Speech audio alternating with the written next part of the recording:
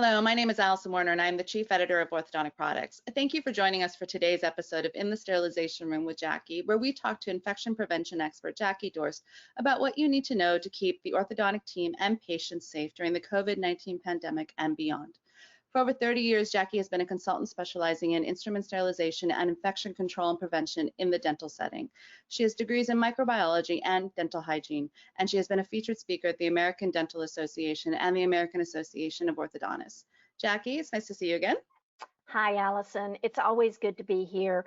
I so appreciate having these videos that we can introduce the latest information to Orthodontic Products audience. And, you know, as we go through the pandemic, I thought we had touched all bases for all of the information, but it seems there is constantly emerging topics that we need to pay attention to. Yeah, I mean, it's been really interesting to see how, even as far in as we are at this point, how there are still things that are getting missed or, are just missing the mark. So, yeah. So right now we're seeing a surge in virus infections throughout the country. And that means it's now more important than ever for orthodontic offices to be practicing good infection prevention protocols. So Jackie, I know you recently received a call from an orthodontic assistant who had a question that revealed how some practices are missing the mark on just this, on infection prevention, when we're almost 9 months into this COVID-19 pandemic. So can you talk about that? Because I think it'd be really of use to our viewers to know what's going on. You're so right, Allison. I had a call from an office this last week, and I'm going to say they're in the Midwest, and there is in the particular state that this office is in, there is an increase in infections. And so the call though came from the clinical manager, and it's a large office, and they have 2 or 3 other sites, so quite a few team members in there. And what the clinical manager said was, Jackie, we had an incident this past week where the orthodontic assistant was setting up the unit for the next patient, putting out all of the disposable items and the sterile instrument cassette. I had worked with this office a few years ago on converting from dry heat sterilization to sterile packaged instrument cassettes for their instruments. So I knew where they were on their basic instrument sterilization and doing a great job. But what the clinical manager said was, as the assistant was setting up, that the mother who was there with the patient and happens to be a dental hygienist noticed that the assistant was inserting the saliva ejector without gloves on. She had her naked hands for that saliva ejector. And the mom commented, I noticed this, and when you're setting up the operatory, you should be wearing gloves. Now, this mom is a hygienist, so she knows her infection control. Right. And that is normal, standard precautions for infection control in dental and orthodontic offices. But when the clinical manager called me, she said, you know, Jackie, we've made it a routine in our practice that you set up the treatment chair without gloves on so that we can identify that you're not accidentally wearing contaminated gloves. When you wear gloves, that's when you're treating the patient, and you can have saliva or, any of the debris on your hands. And then when you set up the operatory, you have clean hands and set it up. And I said, I understand the visual that you're doing, but remember, your hands have both transient and resident microorganisms. As clean as you are with them, with washing with soap and water, using the alcohol-based hand rubs, there are still microorganisms present.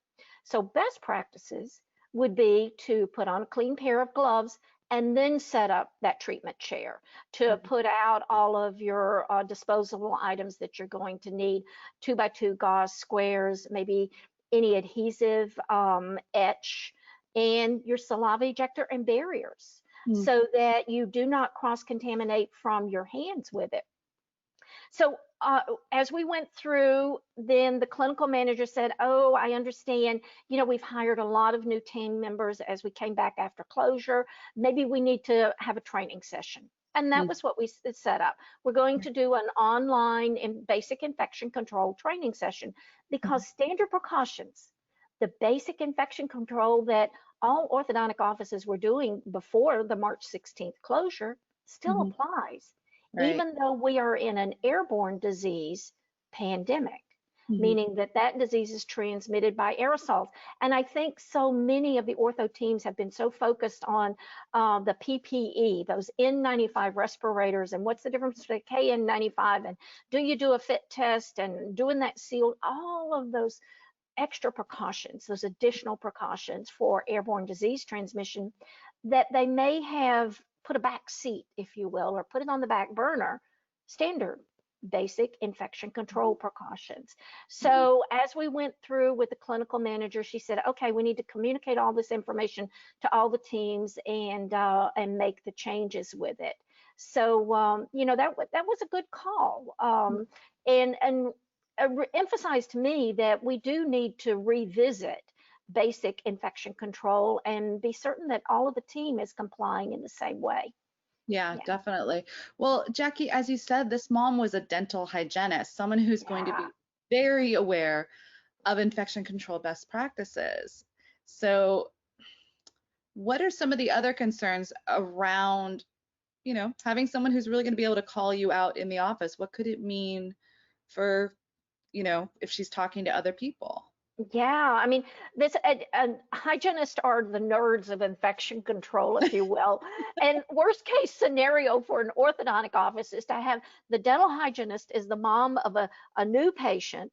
And prior to the pandemic, parents came back, and we like to have them in the clinical area because the doctor could look up and say, hey, you know, I need your daughter to brush better, or your son's not wearing his elastics as much as he should, and it's slowing down treatment, or hey, Johnny's doing a great job, you know, and mom's just as proud as she can be. And that was, it was a very friendly time, just like we had all the games in the reception room and the amenities, coffee bar, and all of those things, though, have changed because of the COVID-19 pandemic, an aerosol transmitted disease. So worst case scenario with this mom is she observed infractions in infection control, went back to her dental practice and said, we shouldn't refer our patients over there anymore. I don't feel like it's clean or safe for them. Right. Oh my gosh, if that's one of your A doctors, one of your A practices that refers the bulk of your patients to you, that could be a real negative in your new patient exams. Or mom goes to social media even and post on social media. I saw this, which I know to be the not correct according to CDC infection prevention guidelines when I went over to the orthodontic office with my child. So not a good scenario. We want them to see everything that ortho team is doing everything right with standard precautions for basic infection control, not just COVID-19 airborne disease transmission infection control. So that's really important. But you know, Allison, as the clinical manager and I talked a little bit longer and we resolved the issue, I posed another question to her. Okay. I said, what was mom doing in the treatment area? And the clinical manager said, well, the parents want to come back. They're accustomed to coming back, and they want to. I said, we're still in a pandemic, and all of the precautions still apply. Just as when we reopened our offices after closure, that we asked parents to, our new waiting room is your automobile. Please wait in your car. Those precautions have not been dismissed at this time. And if you have another non-involved parent or person in the treatment area, remember the orthodontic team, when they're doing non-aerosol generating procedures, they're still using that open bay. And they may have anywhere from 4 to 8 other patients laying there without their mask on.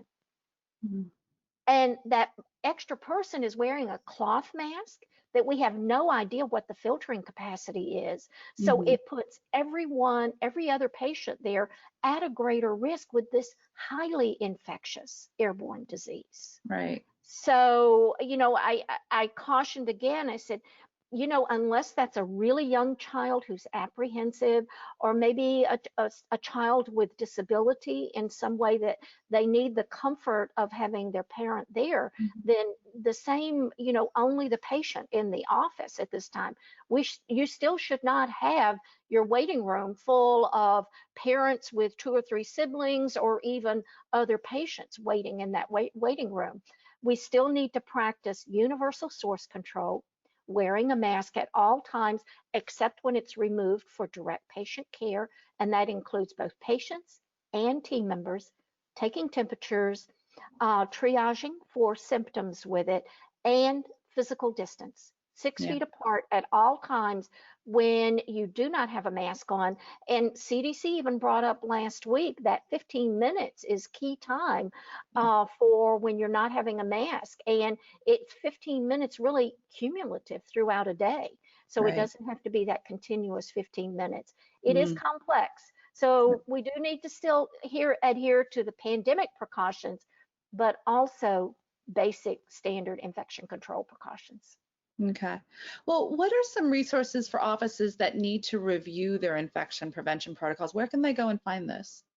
There are a couple of great checklists that are Mhm. available at no charge Okay. to the orthodontic practice.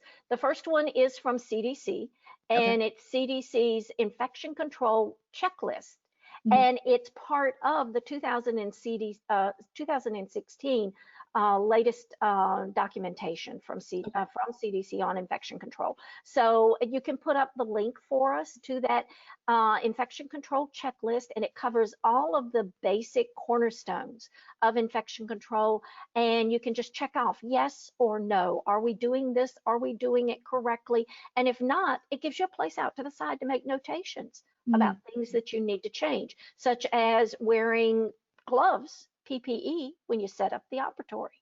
Mm. That was the question that we had.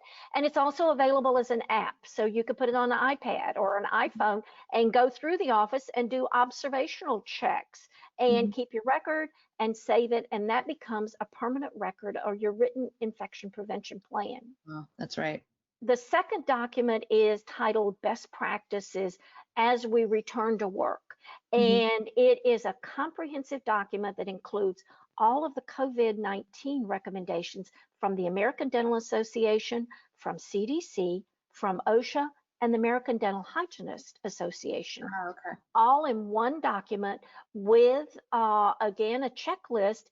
And it gives you the documentation of, for that particular item, which reference does it refer to? Is it an OSHA law? Or is it a CDC recommendation? Oh, Or is okay. it something that the ADA recommended in their return to work toolkit? Mm. So having all 4 guidances combined into one document Mhm. is a valuable resource. And this was published by OSAP, osap.org, and DentaQuest. And we can give the viewers a link to that. And Mhm. it is a living document. So it is updated. If OSHA or CDC change any of theirs, then this document is updated within a few days. And I'm very Oh, okay. proud to have been one of the authors that was included in this. It had about 15 infection preventionists contributing to this wealth of information. It was way too much for one person to gather and filter through at one time. Yeah. Yeah. So Yeah. very good resource for all of the orthodontic practices. I think every office should have a copy of it. Great. Well, thank you, Jackie. I think this is some great information for our viewers, and I think it's a good reminder that, we need to stay on top of these things, because the reality is cases are surging, and if we don't want to see closure again, practices need to be doing the right thing. So thank you so much. You're exactly right. As we're coming into the winter months and we're all inside more, there's a higher risk of viral diseases that can be transmitted in the air, not just SARS-CoV-2, but Right. also influenza and colds. Yeah. So, the same precautions that protect us from SARS-CoV-2 then are also going to protect us from other airborne disease. So be safe, wear your mask, Mhm. practice universal source control. Definitely. Thank you, Jackie.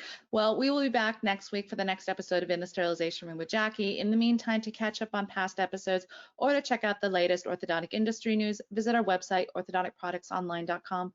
Until next time, take care and stay safe. Bye. Be safe.